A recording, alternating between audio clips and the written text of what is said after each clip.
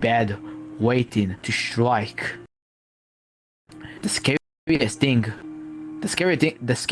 now is that my eyes have just adjusted to the darkness since then, and I can read the message on the wall.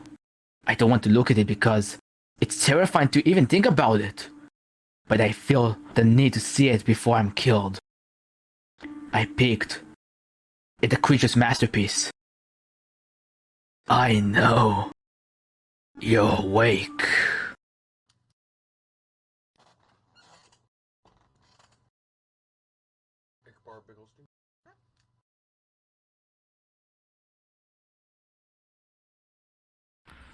All right.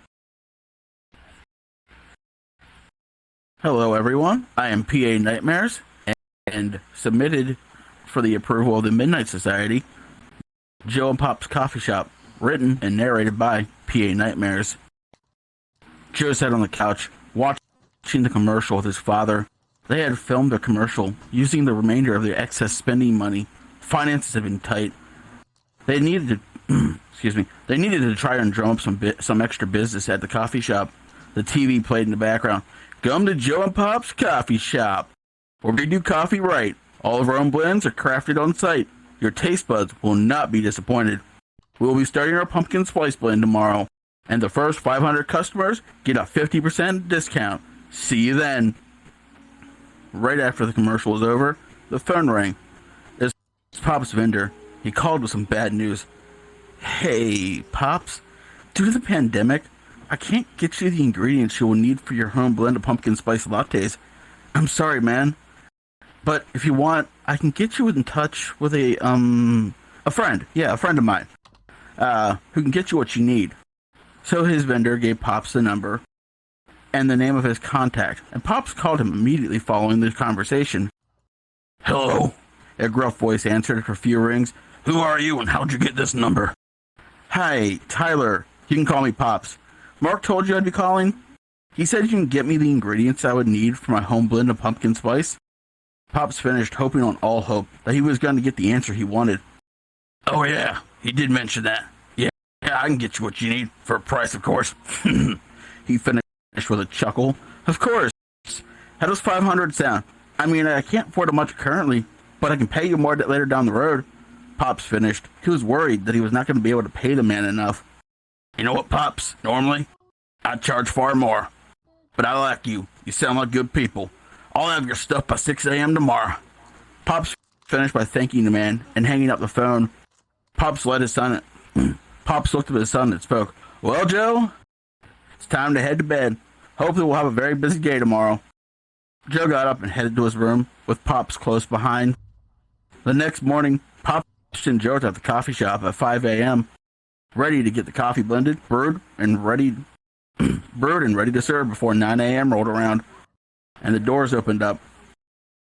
They got all the ingredients ready. He had cinnamon, nutmeg, ginger, cloves, allspice, and yes, a very special ingredient that made Pop's pumpkin spice the best in the county. Many have asked him what it was, but he would never tell. Joe wasn't even privy to it just yet. By the time 9 a.m. rolled around, there was a line from the front door practically wrapping around the building. I guess the commercial did the trick, Pops thought to himself. The second the doors opened up, excited patrons flooded into the store. Pops hadn't even thought of a clever name for the size of the drinks, just for fun. The customer walked to the counter. Hey, Pops, can I get a baby spice latte for the missus and a king pumpkin for myself? The coffee flew off the shelves, and before he knew it, he had sold over 100 cups. And 2. And then 5. Everyone in the town must have shown up for his coffee. This brought a smile to Pop's face, until the first customer dropped to the ground, foaming at the mouth. Joe, being the kind soul he was, ran over to the patron and checked on him. Before Pops knew what was happening, more and more patrons dropped to the ground. The first one to fall had started to convulse. Pops was on the phone with 911 when he heard the scream. He looked over and saw the first man to fall, on top of Joe, biting his face. Blood was everywhere. Pops frantically shouted at the 911 operator that the patrons were attacking his son. As this was happening, others stood up, shambling towards Pops. He had a choice to make. Should he grab the shotgun, defend himself, and possibly help his boy, hurting innocent people in the process? Or go back to the back and hunker down? Before he could make the choice, it was made for him. His boy stopped screaming, laying there, still and not breathing. Pops ran to the back, barricading the door. For what felt like an eternity, he heard police sirens. The officers could be heard, shouting at the patrons. Soon enough, he heard gunshots. Then, it was absolutely quiet. Pops slowly exited the back to see his son's body lying there, and the bodies of the few patrons that had not drunk the pumpkin spice lattes. He exited the shop and was shocked to find that the officers were dead. They had killed some of the patrons that attacked them. Unsure of what to do, he went searching for anyone that may still be alive. The town looked abandoned. Pops did not want to call them zombies, but they shambled around and ate people. What else could he call them? He finally came to the church. It was an old stone building that would make for a great shelter. He knocked on the door but received no answer. So he opened the door, and there stood the man, the pastor. Oh, thank God, Pastor, you're still alive. However, as he drew closer, he noticed that the pastor had turned. The pastor attacked him, and Pops killed him. The situation and the grief overwhelmed him as he heard the horde approaching. So, as his last action, he cocked the shotgun and made his death swift. And that is the end.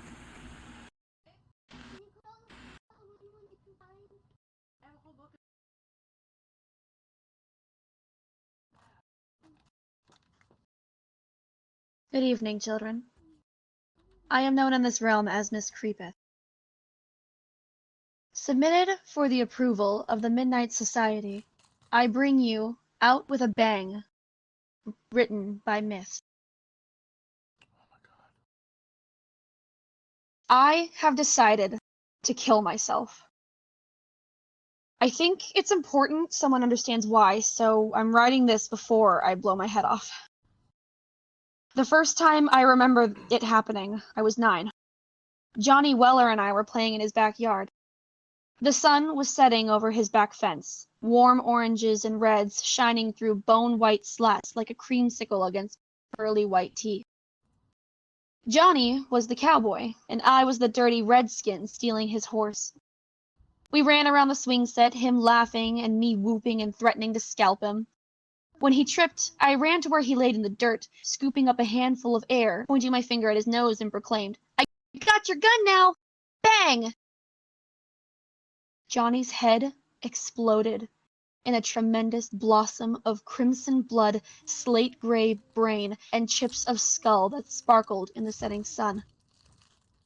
My hand fell to my side, and I stared open-mouthed, unable to understand what had just happened. Someone was screaming. At first I thought it must be Johnny's mother, until she tore open the back door, and I realized I was the one screaming. Johnny's mother crumpled against her son's headless body, adding her broken sobs to my horrified cries. Johnny's funeral was the next week, closed casket. I forgot the sparkling light shimmering across the cloud of Johnny's blood. I forgot Johnny's mother ragdolling my little body, begging me to tell her what had happened to her son. I forgot the sheriff telling my mother Johnny was hit by a falling bullet, one of 26 cases each year. I forgot my father's quiet talks with my mother about how they never found the round that splattered Johnny's smile across the grass. I adjusted, I coped, and I forgot.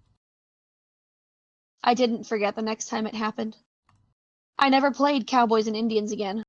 In fact, I can't remember a single instance of any shooting game played by children anywhere in my childhood. I do remember the little girl in the park, popping her little Nerf balls as she bounced around. She ran up to me, brandishing the weapon and shouting, "Hands up!" I smiled and complied, dropping the sandwich in mock terror. I lifted my hands to the sky and petitioned for mercy. A true homicidal maniac in the making, she executed me with a flurry of staccato pops. I dutifully played dead, sprawling across my bench. She giggled and proclaimed, "Your turn! Shoot me!" A sudden sensation of discomfort slithered up my spine. I thought of flowers, glittering crimson roses, wet with morning dew. She eyed me impatiently, apparently convinced she might have to nerf me once more to provoke a response. I lifted my finger weakly, pointed at her, and whispered, "Bang." This time, I wasn't the one screaming. Her mother cradled her baby's dismembered limbs, frantically clutching an arm, then a leg. I had pointed my finger at the little girl's belly button. The moment the word left my lips, she ruptured like a water balloon filled with punch and soaking bits of crimson-colored fruit. Johnny Weller's decapitated body filled my vision, the slow red of a sunset sliding down the front of his striped shirt. I ran. I can't do this anymore. I got pissed at Laura yesterday and put my finger in her face to tell her off. I didn't even say it. I couldn't bring myself to sop my girlfriend's brains off the kitchen floor. I can't do this anymore. All I have to do is put my finger against my temple and say it. But at least I'll go out with a bang. Thank you.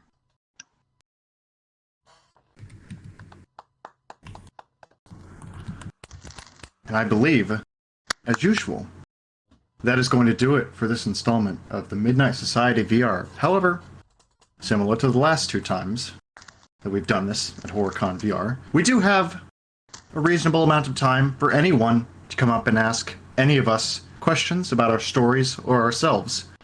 So please, if you would like to do so, keep the questions orderly and safe for Twitch, but please feel free to ask. I will open up the Q&A voice for anyone to come forward. Please. Good job, everybody on the panel. You too. Yes, everyone did wonderful. Yes, great job, guys. Yes, you all did. Any questions anyone wants to ask? Please, feel free. Don't be shy.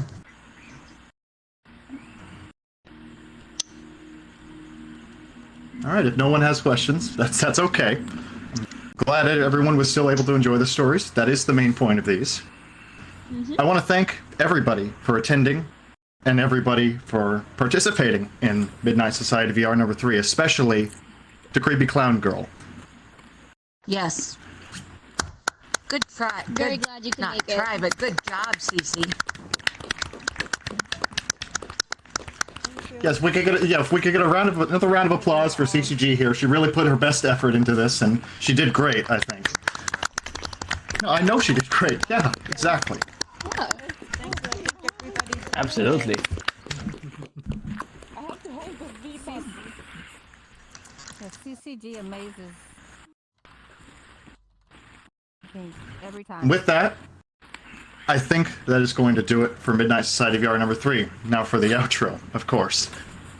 This has been me, as usual, Midnight Researcher, conducting the event. The participants were the amazing Creepy Clown Girl, and Filia Noctis, PA Nightmares, CreepsSpaghett, and Miss Creepyth. Thanks to HorrorCon VR for hosting the first 3 installments of Midnight Society VR. Please be sure to check out the rest of the convention. There is still some time left for everybody to go enjoy themselves. And I believe there is going to be a closing panel in a few hours, if not the hour right after this one. This has been Midnight Researcher with all assembled here. And I bid you all a very good night.